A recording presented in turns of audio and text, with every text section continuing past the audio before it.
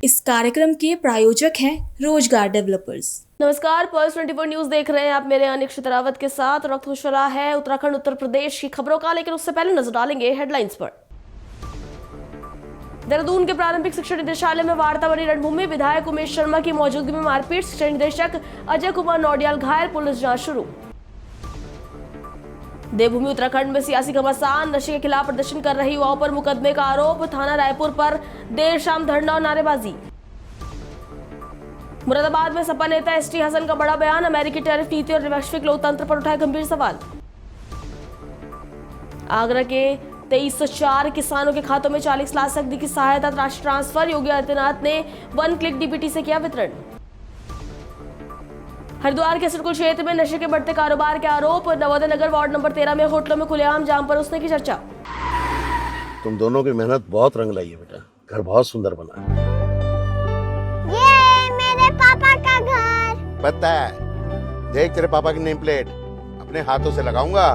Name plate तो लग चुकी पापा।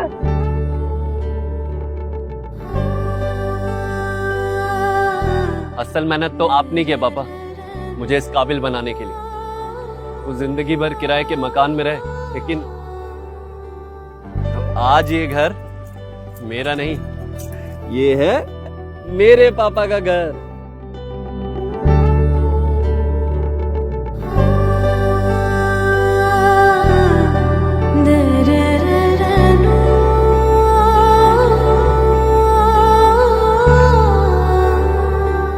उड़ान सपनों की, आंगन खुशियों का और साथ सकर्णी का।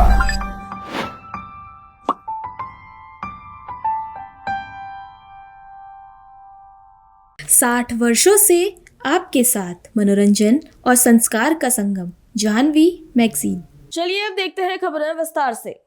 देहरादून से एक चौंकाने वाली तस्वीरें सामने आई है, जहां प्रारंभिक शिक्षा निदेशालय उस वक्त रण क्षेत्र में तब्दील हो गया जब विद्यालयों के नाम बदलने को लेकर चल रही द्विपक्षीय वार्ता अचानक हिंसा में बदल गई। विधायक उमेश शर्मा और शिक्षा निदेशक की मौजूदगी में शिक्षा निदेशालय के कुछ कर्मचारियों और भाजपा समर्थक कार्यकर्ताओं के बीच मारपीट हो गई। दरअसल प्रारंभिक शिक्षा निदेशालय में विद्यालयों के नाम बदलने को लेकर दोनों पक्षों के बीच बातचीत चल रही थी। इसी दौरान शिक्षा निदेशालय के कुछ कर्मचारियों ने वार्ता को उकसावे वाला बताते हुए तेज आवाज में विधायक के प्रति आपत्तिजनक और अपमानजनक भाषा का प्रयोग किया। यह देख मौके पर मौजूद भाजपा समर्थक ग्रामवासी भड़क उठे और देखते ही देखते दोनों पक्षों के बीच झड़प शुरू हो गई।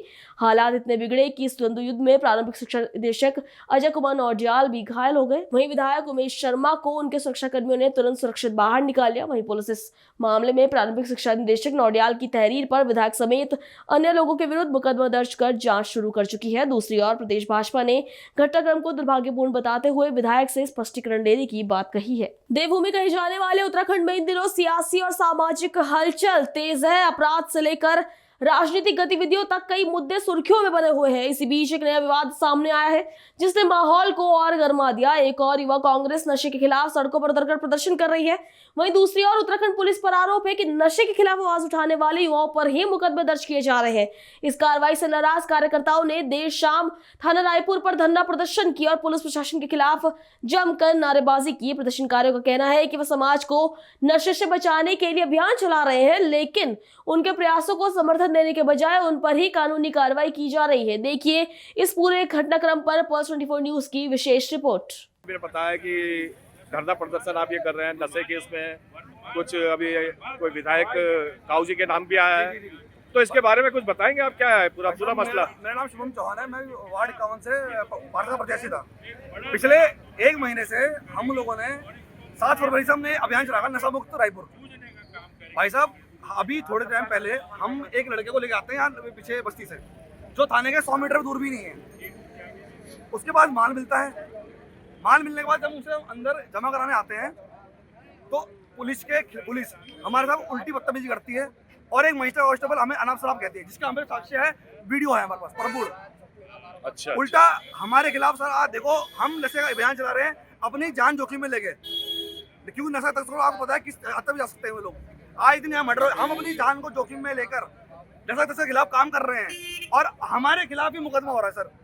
अच्छा, तो आप नशे के खिलाफ अभियान कर रहे हैं? आज सर नशे के खिलाफ अभियान चल रहा था, उसके खिलाफ माननीय क्षेत्र विधायक हमारे 6 लोगों के खिलाफ इन्होंने परसों मुकदमा दर्ज करा दिया है। 1 घंटे आप लोग बैठ के गया कि इनके खिलाफ मुकदमा लिखो आप लोग। लेकिन ये आप मैं सोच रहा हूँ इस रायपुर में ऐसा हो क्या गया है कि नशे को संरक्षण ये लोग दे रहे हैं, तभी तो ये लोग इतना फल फूल रहे हैं। आपका पुलिस का कहना है कुछ नहीं है। पुलिस कहती है कि हम जब पकड़ लाते हैं ये पर्याप्त मात्रा में नहीं है। जब एक इतना करते हैं सर ना भी तो उस दिन कम से कम 15-16 ग्राम स्मैक होगी। हम लोग को ला के बकायदा पकड़ाते हैं, कहते हैं हम लोग वो हमारे उस पर एंटी वैक्सीन एक्ट में नहीं है। ये जो तरह तरह की बातें हैं, हम मौके बुलाते हैं 1-2 घंटे तक कोई क्षेत्र का अधिकारी नहीं आता है। जरा हमें बताएंगे क्या मसला हुआ यहाँ पे? आज यहाँ पर जो हमारे युवा कांग्रेस के कार्यकर्ता है वो नशा मुक्ति के खिलाफ कई दिनों से अभियान चलाए बैठे थे और पुलिस ने जो नशे का व्यापार कर रहे हैं उनके खिलाफ मुकदमा लिखने के स्थान पर हमारे ही यूथ कांग्रेस के कार्यकर्ता और पदाधिकारियों के खिलाफ मुकदमा लिख दिया गया है। एक घटनाक्रम ये है और दूसरे घटनाक्रम में आपने देखा होगा कि आज किस प्रकार से रायपुर विधायक उमेश शर्मा काऊ जी ने शिक्षा विभाग के निदेशक अजय नोटियाल जी के ऊपर उनके साथियों ने जानलेवा हमला किया और एक विधायक की उपस्थिति में और संलिप्तता में इस प्रकार की हिंसात्मक कार्रवाई होना बहुत ही निंदनीय है और इसकी सही जांच होकर और दोषियों के विरुद्ध कठोर से कठोर कार्रवाई होनी चाहिए। आपका बहुत बहुत धन्यवाद। बढ़ेंगे अगली खबर की ओर। संबल में तीर्थ स्थलों के विकास को लेकर बड़ा ऐलान हुआ है। जिलाधिकारी राजेंद्र पेंसिया ने बताया कि शासन की ओर से 308 करोड़ रुपए की धनराशि आवंटित की गई है। इस योजना के तहत 10 मीटर चौड़ी भूमि का अधिग्रहण किया जाएगा और श्रद्धालुओं के लिए 1.5 फीट ऊंचा तथा 3 मीटर चौड़ा पैदल पथ बनाया जाएगा। साथ ही पर्यटकों के लिए आधुनिक सुविधाएं भी विकसित की जाएंगी। अभी शासन की ओर से कुल 308 करोड़ रुपए आवंटित हुए हैं, जिसमें कुल 10 मीटर चौड़ी जो भूमि है उसका एक्विजिशन भी किया जाएगा। उसमें 7 मीटर का ब्लैक टॉप बनाया जाएगा और 1.5 फीट ऊंचा और 3 मीटर चौड़ा जो पैदल यात्रियों के लिए पथ बनाया जाएगा और आसपास बहुत सारी टूरिस्ट फैसिलिटी भी डेवलप की जाएंगी। और जो वर्तमान में 52 किलोमीटर लंबी 24 कोसीय परिक्रमा है तो उसका विकास धीरे धीरे किया जाएगा ताकि जो हमारे परिक्रमार्थी हैं जो मासिक परिक्रमा भी करते हैं और वार्षिक परिक्रमा एक बहुत बड़े स्तर पर होती है, उन सभी को सुविधा भी मिले और आनंद भी हो। सर कितने तीर्थों पे कार्य चल रहा है और कितने कुछ अच्छा किया गया, सुंदर किया? अभी वंदन योजना के अंतर्गत पूर्व में और अब मिलाकर के 11 तीर्थों का पैसा आ गया है और कुल 8 स्थानों का, जिसमें 2 फैसिलिटी हैं और 6 तीर्थ हैं। उसमें पर्यटन, धर्मार्थ और संस्कृति विभाग की ओर से कुल 30 करोड़ रुपए उसके जारी होंगे। 10 करोड़ जारी हो गए हैं और बाकी 20 करोड़ और जारी होने हैं। और इसके साथ साथ 15वें वित्त से भी हमने कुछ निर्माण कराए हैं। जैसे जो सबसे पहले जो ब्रह्मकूप का निर्माण हमने कराया था, चतुर्मुख ब्रह्मकूप, उसका निर्माण हमने 15वें वित्त के धन से ही करवाया था। तो इस तरह से कुल 22 जो तीर्थ स्थल हैं, पर्यटन स्थल हैं, उनके ऊपर कार्य चल रहा है। सर संबल को पर्यटन नगरी बनाने के लिए महापुरुषों की वितरण भी किया गया। हमने बहुत सारी जगह पेंटिंग कराई है, बहुत सारी जगह महापुरुषों के, संतों के या जो संभल से संबंधित विभूतियां हैं, चाहे वे पृथ्वीराज चौहान हो, चाहे वे लोकमाता अहिल्याबाई होलकर जी हो, चाहे स्वयं कल्की भगवान हो, इन सभी की बहुत सारा चित्रांकन करवाया गया है ताकि जो भी लोग आए उनको आनंद हो, वो आकर्षित हो और यहाँ नियमित रूप से आए। समाजवादी पार्टी के नेता एसटी हसन ने अमेरिका की टैरिफ नीति और वैश्विक राजनीति को लेकर एक बड़ा बयान दिया है। उन्होंने कहा कि अमेरिकी राष्ट्रपति जानते हैं कि कौन सा देश उनके सामने झुका है, इसीलिए वो एक तरफ तारीफ करते हैं और दूसरी तरफ टैरिफ भी लगा देते हैं। एसटी हसन ने कहा कि भारत एक गुटनिरपेक्ष देश है, लेकिन मौजूदा वैश्विक हालात काफी चिंताजनक है। उन्होंने दावा किया कि अमेरिका में सुप्रीम कोर्ट ने राष्ट्रपति की टैरिफ नीति को रद्द कर दिया क्योंकि टैरिफ का इस्तेमाल दुनिया के खिलाफ एक हथियार की तरह किया जा रहा था। प्रेसिडेंट को मालूम है कि एक ही कंट्री ऐसा है जो हमारे सामने घुटने टेके हुए, इसलिए वो तारीफ भी कर रहे हैं और टैरिफ भी लगा देते हैं और ऑपरेशन सिंदूर भी रुकवा देते हैं। ये क्या हो रहा है हमारे देश के अंदर? हमारी कोई अपनी से नहीं है, हम तो नॉन अलाइंड वाले देश हैं। सुप्रीम कोर्ट ने फैसला दिया अमेरिका के, ये टैरिफ पॉलिसी उसने रद्द कर दी क्योंकि ट्रम्प साहब टैरिफ को हथियार की तरह इस्तेमाल कर रहे थे दुनिया के खिलाफ। अब वो नहीं कर पाएंगे, लेकिन अब भी वो धमका रहे हैं सुप्रीम कोर्ट को अपने यहाँ के कि मैं 10% अपने प्रेसिडेंशियल पावर्स का इस्तेमाल करते हुए 10% मैं सब पे फिर लगा दूंगा। तो इस वक्त तो कुछ ऐसा लग रहा है कि दुनिया से डेमोक्रेसी का खात्मा ही होता जा रहा है, और ऐसे अगर लोगों के रूल शुरू हो गए जैसे कि अमेरिका में है या जैसे हमारे देश में है, तो डेमोक्रेसी को बचाना बड़ा भारी पड़ जाएगा। अगली खबर आगरा से है। आगरा जनपद के 2304 किसानों के खातों में 40 लाख से अधिक की सहायता राशि सीधे ट्रांसफर की गई। योगी आदित्यनाथ द्वारा कृषि विभाग की योजनाओं के तहत 1 क्लिक डीबीटी माध्यम से लाभार्थियों को क्षतिपूर्ति राशि वितरित की गई। आगरा कलेक्ट्रेट परिसर में आयोजित कार्यक्रम के दौरान प्रधानमंत्री फसल बीमा योजना, मुख्यमंत्री कृषक दुर्घटना कल्याण योजना और आपदा राहत के अंतर्गत लाभार्थी किसानों और उनके परिवारों को क्षतिपूर्ति सहायता राशि वितरित की गई। कार्यक्रम के दौरान अधिकारियों एवं जनप्रतिनिधियों ने किसानों को चेक सौंपे और कृषि भवनों के शिलान्यास कार्यक्रम का भी लाइव प्रसारण देखा गया। सहायता राशि मिलने से किसानों के चेहरे पर संतोष और खुशी साफ झलकती हुई नजर आई। क्रोएशिया के प्रधानमंत्री एंड्रोस प्लेनकोविक आगरा पहुंचे, जहां उन्होंने विश्वविख्यात ताजमहल और ऐतिहासिक आगरा किले का भ्रमण किया। क्रोएशिया के प्रधानमंत्री एंड्रेस के आगरा पहुंचने पर उत्तर प्रदेश सरकार की ओर से भव्य स्वागत किया गया।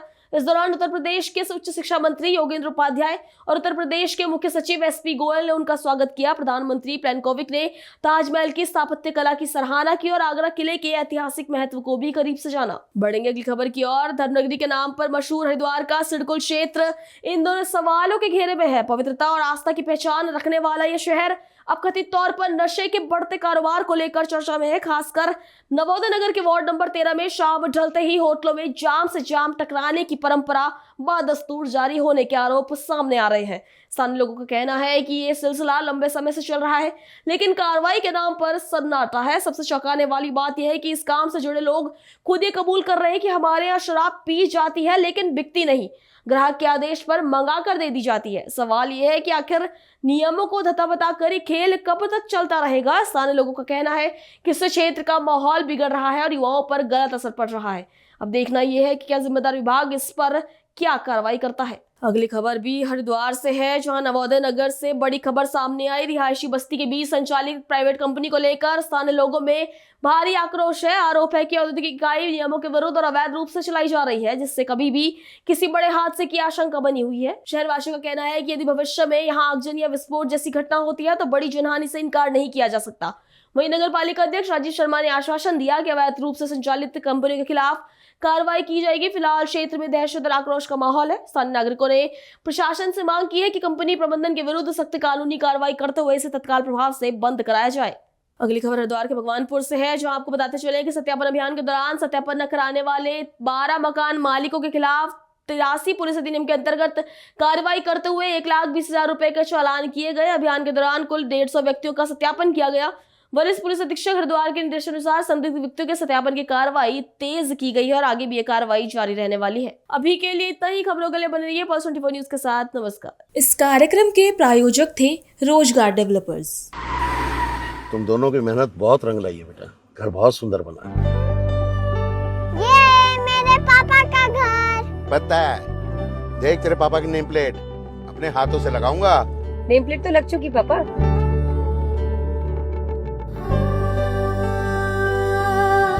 असल मेहनत तो आपने की है पापा, मुझे इस काबिल बनाने के लिए। वो जिंदगी भर किराए के मकान में रहे, लेकिन आज ये घर मेरा नहीं, ये है मेरे पापा का घर।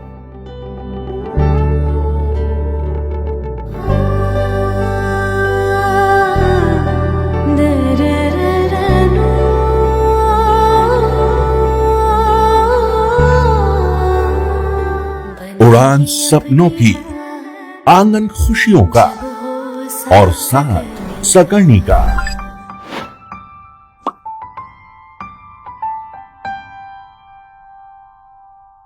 60 वर्षों से आपके साथ मनोरंजन और संस्कार का संगम, जाह्नवी मैगजीन।